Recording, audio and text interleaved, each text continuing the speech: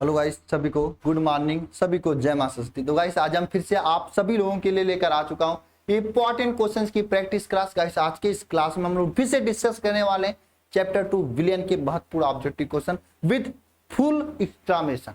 मतलब जो चीजें बताऊंगा ना उसके साथ 4-4 क्वेश्चन अपने आप तैयार हो जाएंगे। ठीक है, चैप्टर रिवाइज हो जाएगा, उतना तैयार रहना। ठीक है, चलिए तो आज की क्लास स्टार्ट करते हैं। स्टार्ट करने से पहले वे सभी हमारे छोटे भाई बहने, मेरे छोटे बच्चे, अगर आप डेली क्लास में डेडिकेशन के साथ में 6 बजे आके क्लास को देख रहे हो तो नीचे कमेंट बॉक्स में प्रेजेंट सर लिखना और संकल्प लेना कि आपको डेली आके क्लास को देखना है। मॉर्निंग में सुबह सुबह उठकर पहले बैठने से पहले, आंख खोलने से पहले, आंख मान लो 3 बजे उठ जाते हो तब उठने के बाद 6 बजे क्लास देख लिया करो। ठीक है, चलिए आज की क्लास हम लोग स्टार्ट करते हैं। स्टार्ट करने से पहले मैं उन सभी स्टूडेंट से कहना चाहता हूं, मेरे सभी से बच्चों से कहना चाहता हूं जो एक छोटे से गांव से बिलोंग करते हैं, अच्छे पढ़ाई नहीं हो पाता, जो पढ़ते हुए याद नहीं हो पाता, मैं सभी से कहना चाहता हूं अल्फा इंस्टीट्यूट ऐप को डाउनलोड कर लो। वहां पे एक शिखर बैच चल रहा है जहां पर डेली लाइव क्लासेस चल रही सभी सब्जेक्ट का, जो कि आपके सपनों को पूरा कराएगा। वहां पे डेली लाइव क्लासेज होती है, क्लासेज जो होती है लाइव होती है। क्लास में भी जो चीजें आपको नहीं आएंगी कमेंट करके पूछ सकते हो। इसके अलावा हैंडराइज का सिस्टम है, क्लिक करके मुंह से बोल के पूछ सकते हो। इसके अलावा व्हाट्सएप नंबर प्रोवाइड किया जाएगा, वहां पर भी आप पूछ सकते हो जो भी डाउट होगा। इसके साथ साथ में आपको डेली क्लास का पीडीएफ नोट दिया जाएगा, नोट्स डीपीपी और प्रैक्टिस सेट के साथ में होगा, यानी डेली प्रैक्टिस पेपर, जो कि गांव के बच्चे नहीं पता होता है। क्या करेंगे, गांव के बच्चों के पास प्रॉब्लम ही ऐसी होती है। तो डेली प्रैक्टिस पेपर आपको दिया जाता है ताकि जो भी चीजें आप पढ़ो उसका प्रैक्टिस कर सकें। प्रैक्टिस के साथ साथ में जो भी चीजें आपको ना आए लगा सकें उससे। ठीक है, ऑनलाइन टेस्ट सैटरडे के दिन होती है ताकि आपकी तैयारी बेस्ट हो सके। जो गलतियां आपको एग्जाम में करनी है पहले कर दें ताकि हम आपको उसे सुधारने का मौका दें, आप सुधार लें। मेमोरी चार्ट चैप्टर वाइज दिया जाता है ताकि जो भी चीजें पढ़े उसे लंबे समय तक याद रख सकें। जब चैप्टर कंप्लीट हो जाता है 10-20 दिन बाद आपको मेमोरी चार्ट चैप्टर वाइज दिया जाता है ताकि उस चैप्टर को कम से कम समय में रिवाइज कर लें। ठीक है, complete syllabus theory plus important questions के साथ में आपको यह बैच दिया जा रहा है अल्फा इंस्टीट्यूट ऐप पर। अगर आपको कोई भी परेशानी होती है तो आप ऐप को डाउनलोड करके ज्वाइन हो सकते हैं। कोई भी दिक्कत होती है ज्वाइन होने में तो नीचे नंबर है, नंबर पे कॉल कर सकते हैं, कॉल करके जानकारियां ले सकते हैं। आपको कोई भी बुक खरीदने की जरूरत नहीं, यहाँ पे सब चीजें आपको प्रोवाइड की जा रही है। डीपीपी प्रैक्टिस सेट आपको वही पढ़ना है केवल। ठीक है, नंबर पे कॉल अगर आपका एक बार लगाते हैं रिसीव नहीं होता, दोबारा लगाना, तिबारा लगाना, 4 बार लगाना, 10 बार लगाना, 20 बार लगाना, जब तक रिसीव नहीं होता। पढ़ने के लिए थोड़ा संघर्ष करना भाई। देखो मेरे पास इतने हजारों लोग नहीं है कि मैं सबका कॉल रिसीव करूँ, ऐप डाउनलोड करते तो आपको कॉल कराऊं, नहीं।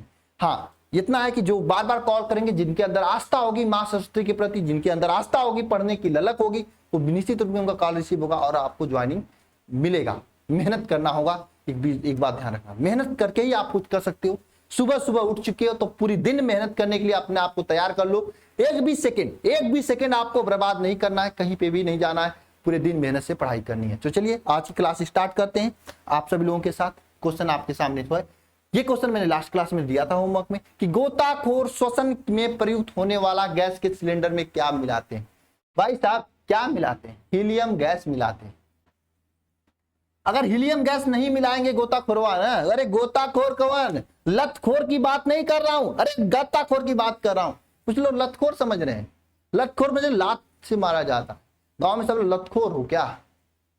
एक बार लात मारने जो नहीं सही होते हैं, बार बार खाते हैं लात ना, उनको उनके लिए लतखोर कहा जाता है। मैं यहाँ पे गोताखोर की बात कर रहा हूं, ध्यान से सुन लेना। गोताखोर जो समुद्र के अंदर जाते हैं, लतखोर की बात नहीं कर रहा हूं मैं। लतखोर समझ जाते हैं सब लोग, जो खाने लायक लतखोर होते हैं वही लतखोर समझ रहे हैं। बहुत गजब बदमाश है यहाँ पे हमारे। लतखोर नहीं, गोताखोर। गोताखोर जो सिलेंडरवा लेके समुद्रवा के नीचे जाते हैं, देखे होगे कि नहीं देखे होगे, वही गोताखोरों की बात कर रहा हूं। वो सिलेंडरों में ऑक्सीजन गैस के साथ में हीलियम गैस भी होता है। क्या होता है? हीलियम गैस भी होता है, याद कर लो, हीलियम गैस भी होता है। यहाँ पे भी पूछा जाएगा, बोर्ड में भी पूछा जाएगा, कॉम्पिटिटिव एग्जाम में भी पूछा जाता है। सीईटी वगैरह के एग्जाम दोगे वहां पे भी पूछा जाएगा, ये एनडीए वगैरह का एग्जाम दोगे वहां पे भी पूछा जाएगा, नीट वगैरह दोगे वहां पे भी पूछा जाएगा। चलो नेक्स्ट क्वेश्चन पे चलते हैं। ठोस CaCO3 को द्रव में मिलाया जाता है तो ताप वृद्धि करने पर विलेयता पर क्या प्रभाव पड़ेगा? बताओ, ताप वृद्धि करने पर विलेयता पर क्या प्रभाव पड़ेगा? बताओ बताओ।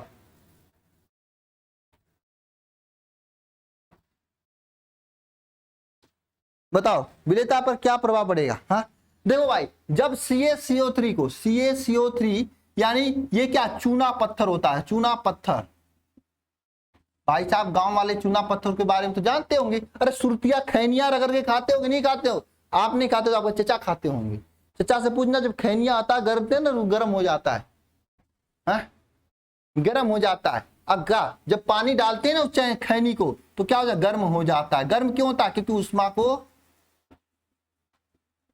बाहर निकालता है, इसलिए वह गर्म हो जाता है। क्योंकि उष्मा को बाहर निकालता है इसलिए वह गर्म हो जाता है। उष्मा को बाहर नहीं निकालता तो गर्म नहीं होता है। मेरी बातों पे आना, जज्बातों पे नहीं। मेरी बातों पे आना, जज्बातों पे नहीं। क्योंकि उष्मा को बाहर निकालता है इसलिए वह क्या हो जाता है? गर्म हो जाता है। पॉइंट बी नोटेड मिलॉट। जब गर्म आदमी को गर्म कर दोगे तो क्या करेगा? और ज्यादा गर्म हो जाए। जब गर्म हो जाएगा तोड़ फोड़ देगा, काम नहीं करेगा। तो क्या होता है? CO3 को विलेयता में ताप वृद्धि करने पर विलेयता क्या होती है? घटती है। विलेयता क्या होती है?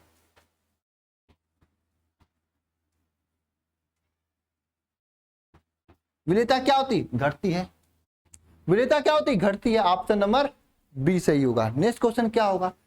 विलयन की मोलरता होती है। विलयन की मोलरता क्या होती है ये बताओ। विलयन की मोलरता होती है।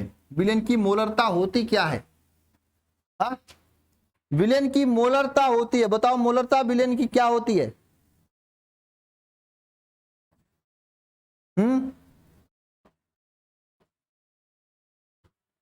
बताओ।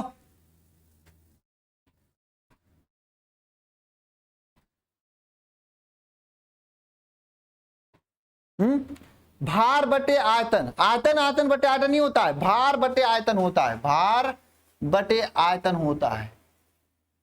देखो भाई मोलरता क्या होता है? मोलरता कैसे निकाला जाता है बताओ। ऊपर क्या होता है? मोल होता है।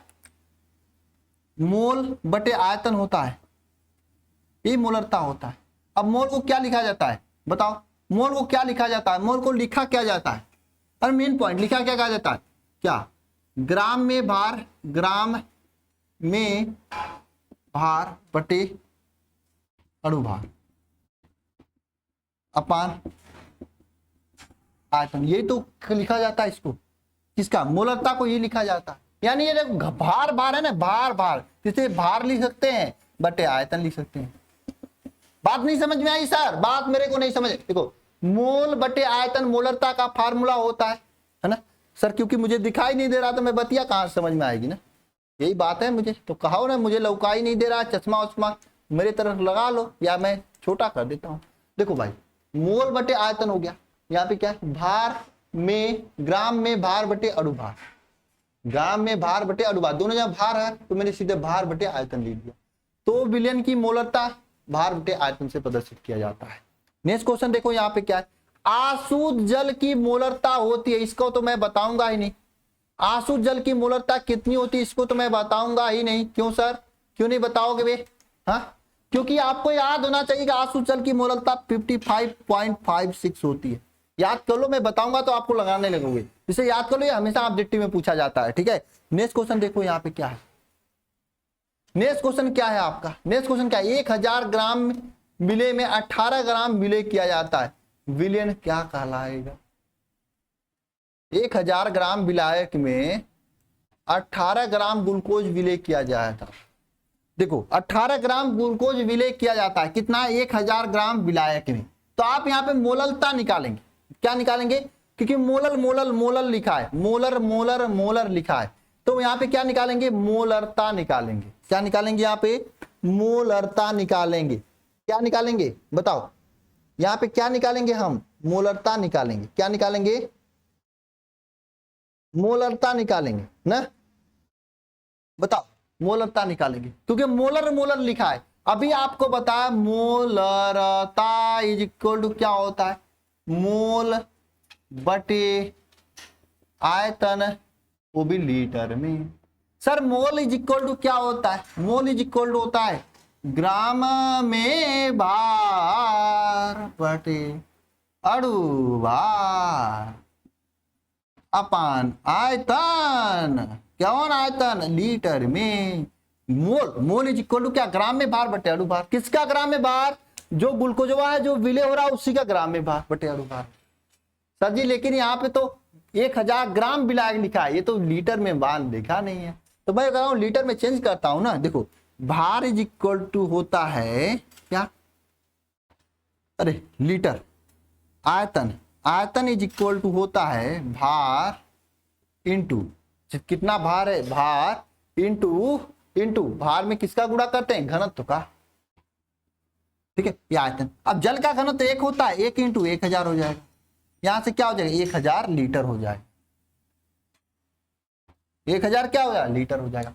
आयतन आपका 1000 लीटर, ग्राम में भार बटे अणुभार, ग्राम में भार, ग्राम में कितना भार है 1000 ग्राम भार है, यहाँ पे 1000 ग्राम लिखेंगे भार, बटे अणुभार कितना भैया, अणुभार कितना है, हाँ अब ग्लूकोज का अणुभार 180 होता है, नहीं 18 ग्राम है ना, 18 ग्राम है, 18 ग्राम, 18 ग्राम ग्लूकोज है, इसका अणुभार 180 होता है, मैं निकालूंगा नहीं, निकाल लेना अपने से ग्लूकोज के फार्मूला से, इसका अणुभार 180 होता है, 118 अपान 180 अपान क्या, आयतन लीटर में 1000 लीटर, ठीक है, ये कट जाएगा, यानी 1/10 अपान 1000, यानी 1/10 इंटू 1000, मतलब क्या 0 पॉइंट, बताओ मतलब क्या होगा बताओ, हाँ 1000, अब चूंकि 1000 ये क्या है, ये तो लीटर है नहीं, ये मिलीलीटर है, ये ग्राम है तो यहाँ पे मिलीलीटर आएगा ना, ये मिलीलीटर है,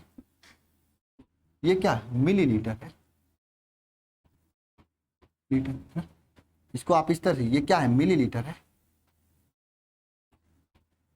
इस मिलीलीटर को लीटर में चेंज करने के लिए क्या करते हैं 1000 से भाग देते हैं, मतलब 1/10 अपान 1000 बटे 1000, ये अब हो गया लीटर में, ये कट जाएगा, यानी 1/10 आएगा, 1/10 का मतलब 0.1 मोलर, यह आपका विलयन होगा, 0.1 मोलर, ये विलयन होगा 0.1 मोलर। कौन ऑप्शन नंबर बी में दिखाई दे रहा है, तो कौन सा सही होगा मेरे जान, कौन सा सही होगा, ऑप्शन नंबर बी सही होगा। नेक्स्ट क्वेश्चन चलते हैं, अगला क्या है, क्या है 0.2 बिलियन, यम बिलियन को 500 मिली में बनाने के लिए उपयुक्त मात्रा बताना है। आप इसमें भी तो मोलरता निकाल करना है, जिसको मोलरता निकालने नहीं आता वो सीख सकता है यहाँ से। मैं इसको रब करूं तो बताता हूं आपको कैसे लगाना है इसको, ये वाला क्वेश्चन। कितने लोगों का ये क्वेश्चन आ रहा है बताओ, कितने लोगों को ये क्वेश्चन आ रहा है, ये वाला क्वेश्चन मैं देखना चाहता हूं। देखो क्वेश्चन में क्या पूछा है, क्वेश्चन में कहा है कि कितना प्रयुक्त मात्रा किया जाएगा। देखो भाई सीधी सी बात है, दो चीजें देकर तीसरा चीज पूछा है। Na2CO3 का 0.2 यम बिलियन है, Na2CO3 का 0.2 कैपिटल यम बिलियन, ठीक है। 0.2 यम बिलियन का मतलब क्या है, Na2CO3 का मोलरता 0.2 यम, ठीक है ना। अब देखो क्या पूछा है, तो Na2 कितने, इसका आयतन कितना है, विलयन का आयतन दिया है, आयतन कितना दिया है 500 मिली, 500 मिली, विलयन का आयतन कितना दिया है 500 मिली विलयन का आयतन दिया है। तो इसकी उपयुक्त मात्रा कितना होगा, इसकी उपयुक्त मात्रा कितना होगा यह आपसे पूछा है। यानी Na2CO3 का मात्रा, Na2CO3 का मात्रा आपसे पूछा, याद करना है। अब देखो भाई सभी का ध्यान इधर होना चाहिए, किधर, इधर होना चाहिए। आपका ध्यान किधर है, क्वेश्चन सॉल्यूशन, क्वेश्चन को सॉल्व इधर है, मतलब क्वेश्चन को सॉल्व इधर कर रहा हूं। आपका ध्यान किधर है, मधुबाला है, मधुशाला इधर है ना, ये तो सुने होंगे लेकिन इधर है आप, ठीक है, ध्यान इधर होना चाहिए। अब आपको क्या है 0.1 यानी मोलरता दिया है, आपको पता होना चाहिए कि मोलरता इज इक्वल टू होता क्या है, बताओ मोलरता इज इक्वल टू होता क्या है ग्राम में। देखो क्या होता, मैंने तो पहले यही बताता, मोल अपान आयतन। अब आपको पता होना चाहिए मोल इज इक्वल टू क्या होता है, मोल इज इक्वल टू होता है ग्राम में भार अपान आयतन, अपान अणुभार, अपान आयतन लीटर। ग्राम में भार अपान अणुभार अपान आयतन, ये मोल के स्थान पे ग्राम में भार अपान अणुभार लिखते हैं। ये मोल इज इक्वल टू होता है ये मोल इज इक्वल टू क्या होता है बताओ? मोल इज इक्वल टू होता है ग्राम में भार बटे अणुभार। मोल इज इक्वल टू क्या होता है? ग्राम में भार बटे, अरे बोलो, अणुभार। ग्राम में भार कितना है इसका? ग्राम में भार कितना है यही तो पूछा है, विलयन का मात्रा या भार पूछा है। ये मान लो इसको x है भाई, x वो वाला मत समझ लेना कि मेरा x थी, नहीं, ग्राम में भार का मतलब x, ठीक है। ग्राम में भार का मतलब क्या है? x अपान अणुभार। अणुभार किसका भाई? Na2CO3 का अणुभार, का अणुभार, Na2CO3 का अणुभार। अणुभार क्या होता है Na2CO3 पे? कौन बताएगा? कमेंट बॉक्स में कमेंट करके बताओ कि Na2CO3 का अणुभार क्या होगा। कोई तो बताए Na2CO3 का अणुभार क्या होगा, बताओ। Na2CO3 का अणुभार क्या होगा, कोई तो बताए। Na2CO3 का अणुभार क्या होगा, कोई तो बताए। आप कोई तो बताए Na2CO3 का अणुभार क्या होगा? बताओ। 106, बहुत बढ़िया। कैसे 106 आता है? आपको पता होना चाहिए कि 2 गुणे 23 हो जाएगा, क्योंकि अणुभार इसका 23 होता है, सोडियम का 2 है, प्लस 12 प्लस 16 गुणे 3, ये यानी कुल जुड़ा करोगे तो 106 आएगा। यानी कि यहाँ पर x अपान अणुभार 106 रख दो। अपान आयतन लीटर में 500 मिली विलियन है, इसको लीटर में चेंज करो, 500 अपान 1000, ये लीटर में चेंज हो गया। सुनना सुनना कट गया, 2 हो गया, ठीक है, 2 हो गया, ठीक है ना। तो यहाँ पे विलयन का आयतन क्या होगा? मोलरता। मोलरता आपको दिया 0.2, यम इज इक्वल टू x अपान 106 अपान 1/2, ठीक है। यहाँ पे 2x अपान 106, ठीक है। यानी 2 से 2 कट जाएगा, यहाँ पे 2 से 2 कट जाएगा, 2 से 2 कट जाएगा, तो 2 से 2 कट जाएगा, तो बताओ x इज इक्वल टू क्या आएगा? 2 से 2 कट जाएगा तो x इज इक्वल टू क्या आ जाएगा? बताओ बताओ। 2 से 2 कट जाएगा, यानी इसको हम ये से लिख सकते हैं 0.2 m is equal to 2x upon 106 ना।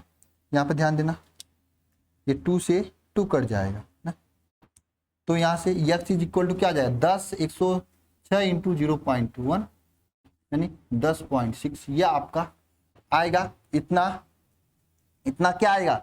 x का मान इतना क्या आएगा? x का मान ये क्या होगा? ये x का मान क्या है बताओ? इतना ग्राम। यानी ऑप्शन नंबर डी सही होगा, ऑप्शन नंबर डी सही होगा। आ गया समझ में?